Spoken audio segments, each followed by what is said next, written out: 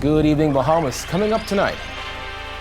BPL consumers are furious and the company's apologizing after a weekend full of power outages.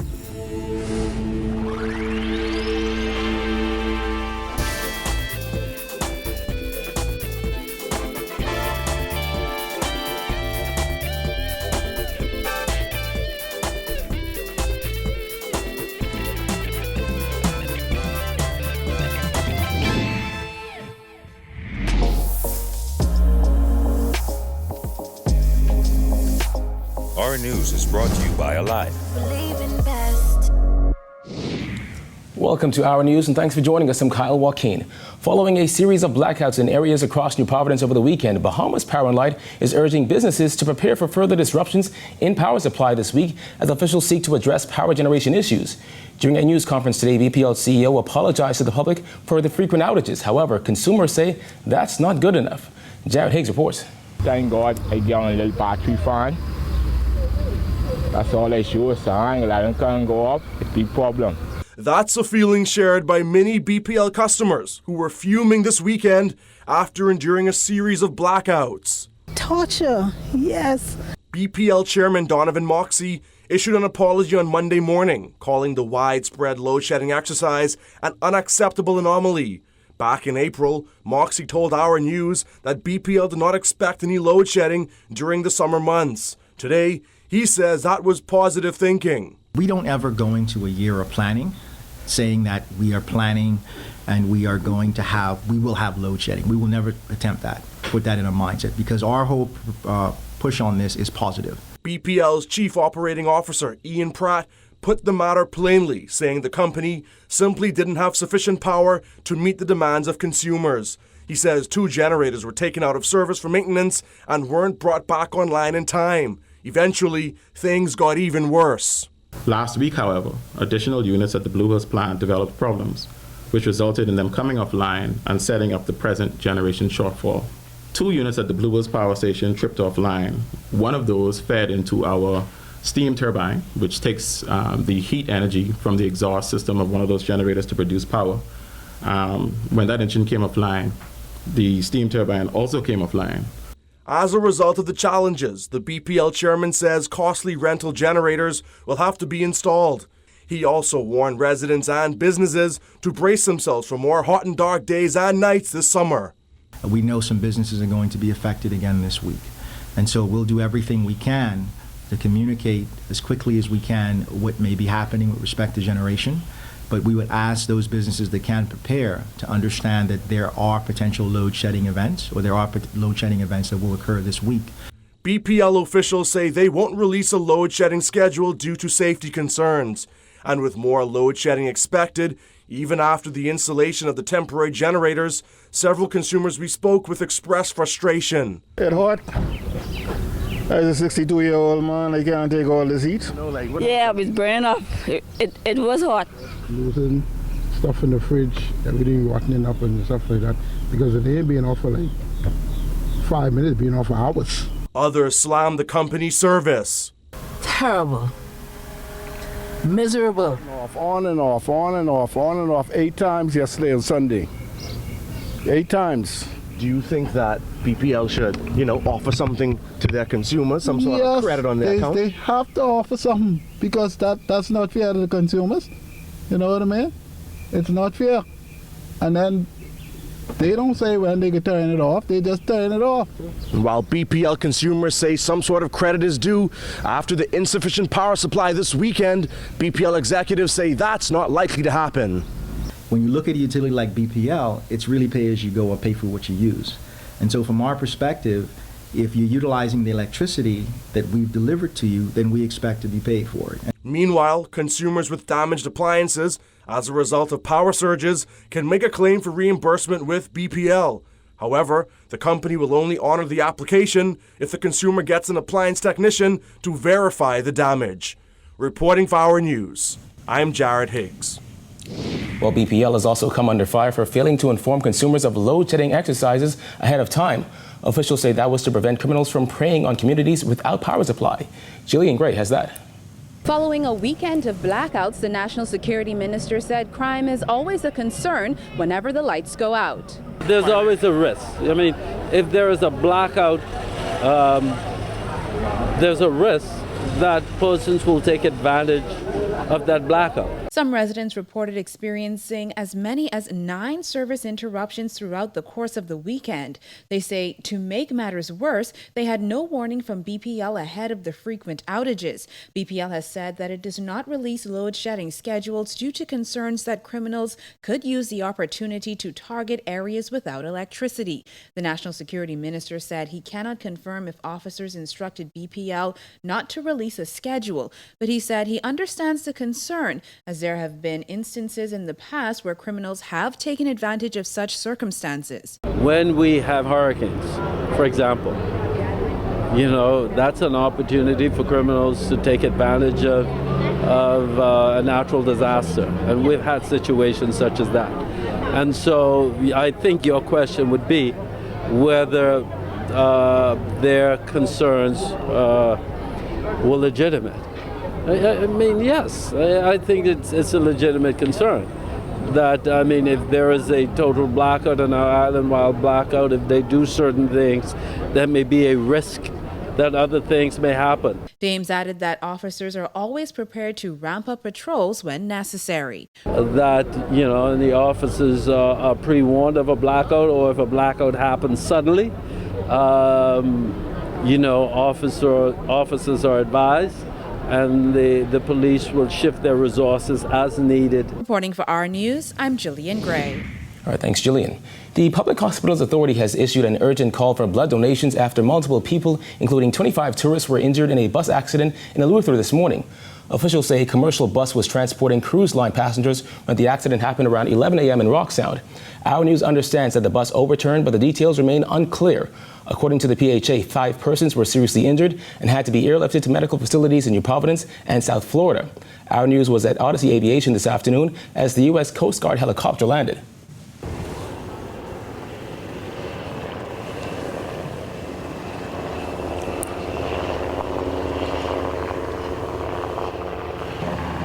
Emergency medical services personnel were at the airport to transport the injured person. An official from the U.S. Embassy was also present but declined to comment. The PHA said in a statement PMH and National Emergency Medical Services initiated mass casualty incident protocol, deploying ambulances to Lynden Pindling International Airport. Meanwhile, the government initiated the National Disaster Plan. A team of police officers from New Providence was dispatched to Eleuthera to assist with the investigation.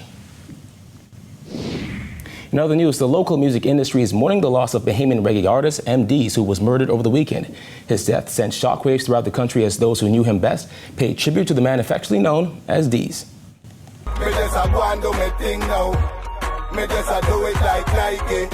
Just a week before he was set to kick off a 12-week tour around the world, Davon Knight, better known as MDs, lost his life after being stabbed Saturday afternoon. The incident happened just moments after he returned from a recent trip. Since then, social media and radio airwaves have been flooded with tributes to the man who brought new meaning to the word hello or his intro. His manager of 10 years and close friend Big L said watching MD's career over the years was a blessing. He was prepared for what it takes to be a superstar. All that was missing, or I can't even say missing anymore because he got it, but he just didn't get a chance to live it, was the opportunity. Sadly, MD's never got to share that stage with the biggest names in reggae, nor kick off his tour this weekend. But his work and his life, according to Big L, speaks for itself.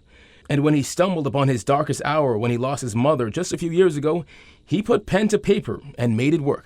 One of the hardest songs for him to perform, because I only saw him perform it once, and it was at his own show, the MD's and Friends, was the tribute he did for his mother. No, not many people can say they've seen him perform that song.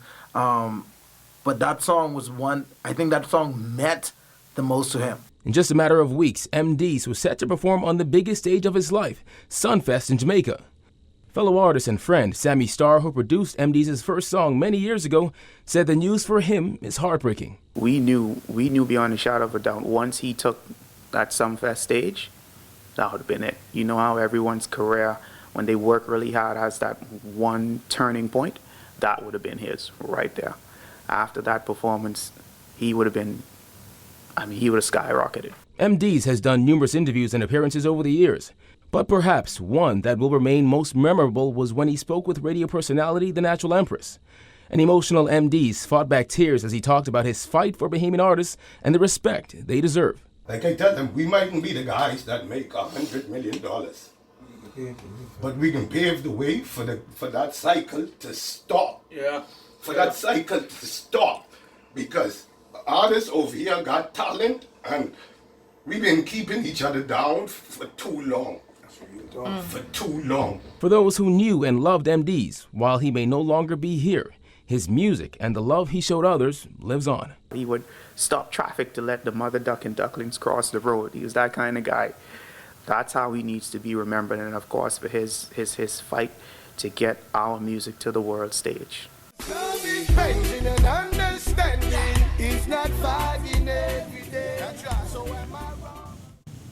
Well, as the country's murder count hit 42 over the weekend, the Minnis administration has set a goal to reduce the murder count for the year to 85 by 2021. In 2018, police recorded 91 murders, which was a 25% reduction from 2017. National Security Minister Marvin Dame said he would like to achieve that goal before 2021. However, he said the crime problem can't be solved by police alone. I'm happy to say that based on what we're seeing, we're trending in the right direction. We had that incident over the weekend, but when you look at the other crimes, there were fewer, if any. I mean, the crime reports were like a half a sheet. And so the police are not going to be in the position to stop every murder, but what would have been reported to me is this fact, that they are speaking to persons in relation to these matters, and then hopefully they should be wrapped up very shortly. His comments come days after reggae artist MDs was stabbed to death. Commissioner of Police Anthony Ferguson said they are actively investigating the circumstances surrounding his murder, and a suspect will be charged soon. There were conflicting reports about the circumstances surrounding MDs' death. Ferguson said the mix-up happened due to their haste to get the information out. When the police give you a report in the first instance, it's a preliminary report. We advised that there was some confrontation, and it was during that time that he was stabbed when he drove off and the vehicle crashed. So, and I think once you see that kind of event, then you have to appreciate that preliminary reports first. So we don't want to be accused of saying not being able to tell, not telling you in sufficient time. And I think the investigation brought us to light where we determined it's a homicide. Attorney General Carl Bethel is sending out a strong warning to gaming house operators who have failed to pay their taxes and their lawyers, whom he says are seeking to make an industry out of suing the government. Jasmine Brown has more. Pay your tax. That's what the law says. Pay your tax. Bethel's comments came as he kicked off the 2019-2020 budget debate in the Senate on Monday morning. In April, the AG told the media that the government was prepared to take gaming house operators to court over unpaid taxes. In the Senate, he insisted some attorneys seem to be making a career out of it. And anyone who wants to make a cottage industry from lawsuits challenging the laws that we will pass to reflect the agreement we have with the major gaming houses, which we're going to pass in July.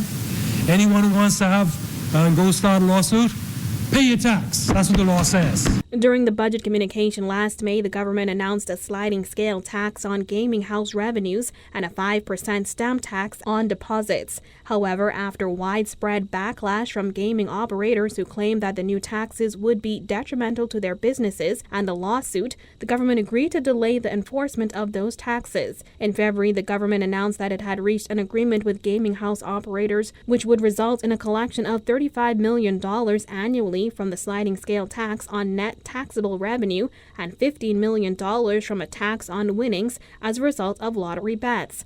Bethel insisted that those operators who have yet to pay up are going contrary of the law. His comments did not sit well with leader of opposition business in the Senate, Fred Mitchell, who accused the AG of making threats. I'm not threatening it. The law requires, where there's a settled tax law, that if anybody wishes to challenge it, they must pay their tax pending. That is in the law. That is the law of the Bahamas. So it's not a threat for me to say what the law is. If some lawyers want to make a cottage industry of suing, no problem. If the court supports you, and this is what I said, if the court supports you, the government will do whatever the court says. But the law of the Bahamas is clear on this matter. If there is a settled law passed, and you have a dispute with it, you are entitled to sue, but you must pay and comply with the law until a court says otherwise. Last week, Tourism Minister Dionisio de Aguilar said the government expects to collect $50 million from gaming house operators in the upcoming fiscal year. Reporting for our News, I'm Jasmine Brown. All right, thanks, Jasmine. Still to come, a man's body discovered on Faith Avenue, plus 2 more charged in connection with that drive-by shooting on Dunmore Street. Stay tuned.